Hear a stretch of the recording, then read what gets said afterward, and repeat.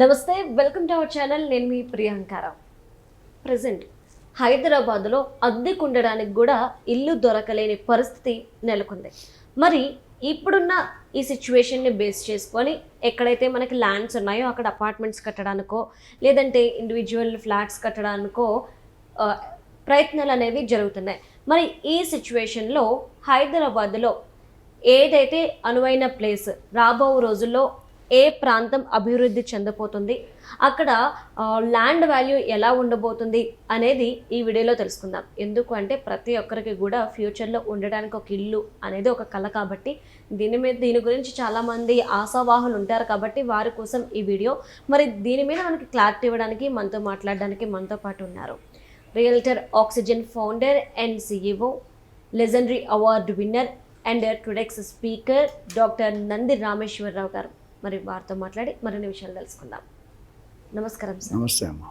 Sir, హైదరాబాద్లో ఉద్యోగాల కల్పన అనేది పెరుగుతుంది. ఎందుకంటే కంపెనీస్ అనేవి, పెట్టుబడులు అనేవి వస్తూ ఉండడం వల్ల జనావాసాలు అంటే వాళ్ళు నివసించడానికి కూడా ఎక్కువ అవసరాలు కావాల్సి వస్తుంది. మరి తక్కువ ప్లేస్లో ఎక్కువ మంది ఉండాలి కాబట్టి ఇప్పుడు ఆల్టర్నేట్ మనకి ఎక్కడుంది అంటారు? హైదరాబాద్ సిటీలో ఆప్షన్ ఎక్కడ ల్యాండ్ ఉంది అంటారు? చాలా టిపికల్ క్వశ్చన్ ఆన్సర్ చేయడం, బట్ నాకు తెలిసిన ఒపీనియన్ మీతో షేర్ చేస్తాను. తెలంగాణలో గత 10 సంవత్సరాలు పాత గవర్నమెంట్ ఉన్నప్పుడు 9.5 సంవత్సరాలు ఏకదాటిగా పెరుగుతూనే పోయింది. కొత్త సీఎం వచ్చాక కొద్ది టైం తీసుకున్నారు. ఫస్ట్ 6 నెలలు 7 నెలలు 8 నెలలు కొద్ది మందంగా ఉంది. తర్వాత స్లోగా పికప్ అయింది, బట్ అనుకున్నంత ఫాస్ట్గా పికప్ కాలేదు. అయితే అన్నిటికీ భిన్నంగా వెస్ట్ జోన్లో కేసీఆర్ గారు, కేటీఆర్ ఉన్నప్పుడు చాలా హైప్ వచ్చి 100 కోట్లు పర్ ఏకర్. దానికి ధీటుగా రేవంత్ రెడ్డి గారు ఏమన్నారంటే, నేను 15-20 సంవత్సరాల క్రితమే నా కెరియర్ని రియల్టర్గా మొదలుపెట్టాను. మీరు ఇప్పుడు 100 కోట్లు, నేను 15 లక్షలు 20 లక్షల ఎకరం ఉన్నప్పుడే నేను బిజినెస్ చేశాను, నేను ఇల్లు కట్టాను అన్నాడు. సో దాంతో ప్రజల తాలూకా ఎక్స్పెక్టేషన్ అమాంతంగా పెరిగిపోయి, అంటే అంతకుముందున్న గవర్నమెంట్ అంటే బాగా పెరుగుతాయని. ఆ స్టేట్మెంట్ అలా ఉంది. చాలా ఒక డైరెక్టర్ ఉన్నాడు అనుకోండి, ఆయన 5 సంవత్సరాలు తీస్తాడు ఫిల్మ్, ఆ సినిమా బ్లాక్ బస్టర్ అవుతుంది, అవునా? అదే హీరో నెక్స్ట్ డైరెక్టర్కి వెళ్తే ఫెయిల్ అవుతున్నాడు. ఒకటి కాదు 4-5 కేసులు చూసామని, పేర్లు చెప్పట్లేదు. సో దట్ మీన్స్ ఈయన సెట్ చేసే మార్కు పీక్లో ఉంటుంది, అది రీచ్ అవ్వాలంటే చాలా కష్టం. And today one of the world famous director అయిపోయాడు. ప్రపంచ స్థాయిలో ఆస్కార్ అవార్డు లెవెల్కి వెళ్ళేదంటే వెరీ పెద్ద మాట. ఇక్కడ ఏమైందంటే అనుకున్న ప్రకారంగా రేట్లు అంత పెరగలేదు. 100 కోట్లు అనేది అప్పటికి ఆర్టిఫిషియల్ చెప్పి కొద్దిగా సెటిల్ అయింది. ఇప్పుడు ఒక 1 వీక్ బ్యాక్ ఆక్షన్ అయింది, 177 కోట్లు పర్ ఏకర్ అమ్మారు రాయదుర్గం దగ్గర, నాలెడ్జ్ సిటీ. ఇంకొక ల్యాండు అది ఫస్ట్ 7.67 ఎకరాలు, సెకండ్ 11 ఎకరాలు, 141.5 కోట్లకి అమ్మారు. అంటే ఎక్కడున్నాం మనం? 100 కోట్లే ఎక్కువ అనుకుంటే 177 కోట్లు. ఇది పక్కన పెడితే బాంబేలో మన RBI ఒక ల్యాండ్ కొన్నారు, 4 acres ఎంతో, 4 acres ప్లస్, 840 కోట్లు పర్ ఏకర్.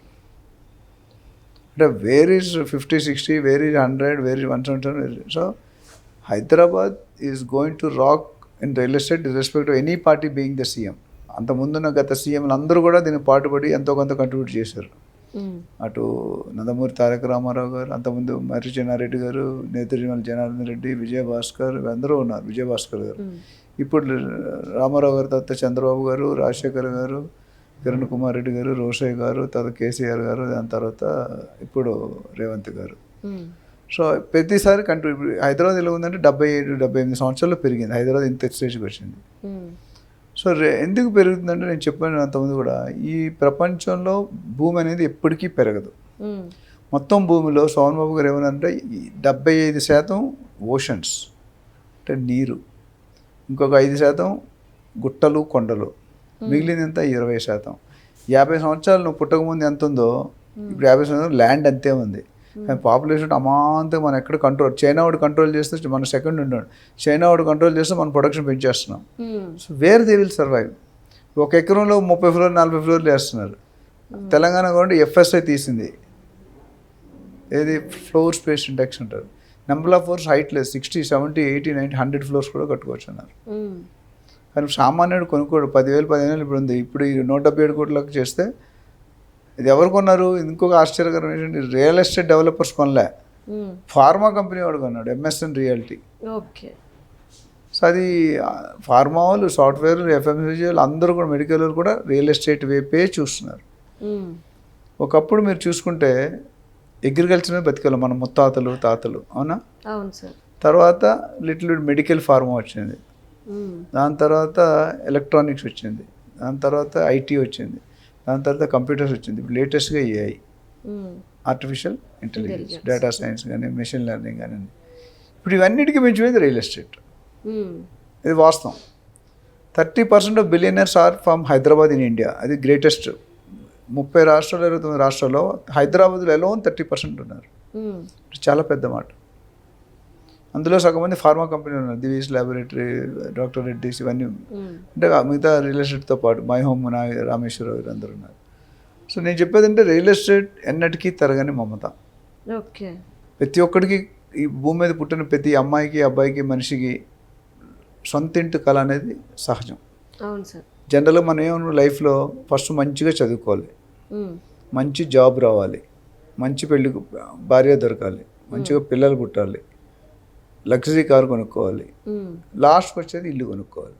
అవును. సొంత ఇల్లు ఉంటే, నేను ప్రతి ఒక్కరికి చెప్తాను అనమాట, సొంత ఇల్లు ఉంటే, సొంత ల్యాండ్ ఉంటే ఎప్పటికైనా మీరు హ్యాపీగా ఉంటారు. లేదా మీరు టెనెంట్గా ఉన్నారనుకోండి, బిజినెస్ తగ్గిపోయింది, జాబ్ పోయింది, ఎప్పుడు ఏం చేయాలి, రోడ్డు మీద పడేస్తారు కదా ఈ ఓనర్స్. అంతే. అప్పుడు కనీసం మన ఓన్ ఇవాళ ప్లాట్ కొనుక్కున్న తర్వాత చిన్న గుడిసి చేసుకుంటే పచ్చడి మీద తినైనా బతకొచ్చు. అది నేను చెప్పేది. ఇప్పుడు కూడా ఒక 100-200 గజాల ల్యాండ్ దూరంగా కొనుక్కోండి, దగ్గర అవసరం లేదు. ఒక 1/4 కేజీ, 1/2 కేజీ గోల్డ్, ఈ మధ్యలో సిల్వర్ అంటున్నాను. సో మీ ఇన్వెస్ట్మెంట్ని సగం దీని మీద పెట్టండి. ఇప్పుడు ఎప్పుడైనా ఇమీడియట్ కరోనా వచ్చింది, 20 లక్షలు కావాలి, ఎవరు ఇస్తారు మనకి? ఎవరు. దగ్గర వాళ్ళు, దూరంలో డబ్బులు అడగగానే మాయమైపోతారు. ఆ సబ్జెక్ట్ అలాంటి. డబ్బులు అడగనంత బెల్లం చుట్టూ ఏగులు ఉంటాయి, బెల్లం తీస్తే ఏగులనే ఎగిరిపోతాయి. నేను ఒక చిన్న ఎగ్జాంపుల్ చెప్పి క్లోజ్ చేస్తా. ఒక తండ్రి ఒక కొడుకుని అడిగాడు, నీకు ఎంతమంది ఫ్రెండ్స్ ఉన్నారు అంటే 150 మంది ఫ్రెండ్స్ ఉన్నారు అన్నాడు. మీకు ఎంతమంది ఉన్నారంటే నాకు 1.5 అని చెప్పాడంట. అయితే చూద్దాంరా నీ ఫ్రెండ్స్ ఎంత వెళ్ళి నా ఫ్రెండ్స్ ఎంత, ఒక టెస్ట్ పెట్టారంట. ఒక అబ్బాయినో మనిషిని చంపేసి గోన్మూట్లో పెట్టేశాడు. ఆ బాడీని తీసుకెళ్ళి మీ ఫ్రెండ్ ఇంటికి వెళ్ళి నేను చంపేశాను, పోలీసులు వెనకాల దొరుకుతున్నారు, ఏం చేయాలని అడుగు.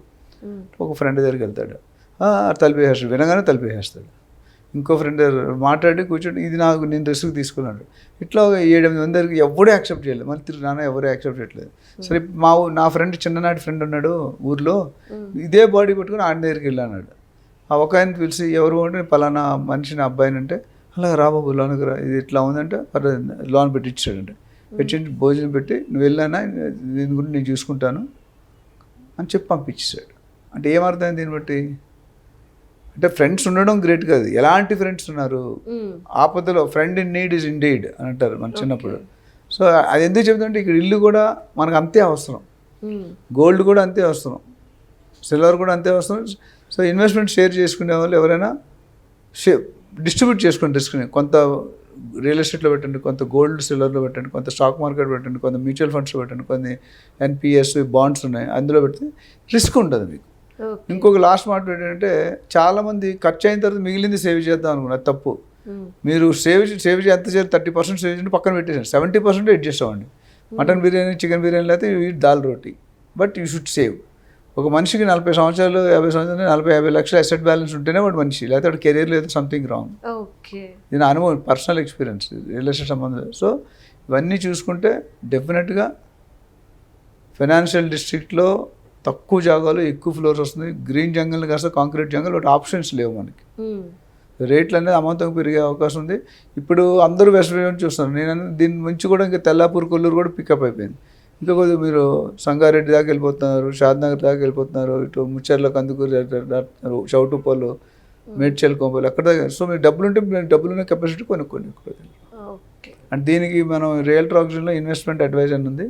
ఎవరికైనా ₹1 కోటి 50 లక్షలు పెట్టుకోవాలంటే ఎక్కడ పెట్టాలో తెలియదు. మన అపాయింట్మెంట్ తీసుకుంటే నేను డీటెయిల్గా 1 అవర్ స్పెండ్ చేసి వాళ్ళకి అనాలిసిస్ ఇస్తాను. నువ్వు రెంట్కి కొనాలా, లేకపోతే ప్లాట్ కొనుక్కోవాలా, లేకపోతే ట్రేడింగా, లేకపోతే లాంగ్ టర్మ్ అని చెప్పి దాన్ని బట్టి స్ట్రాటజీ ఇస్తాం.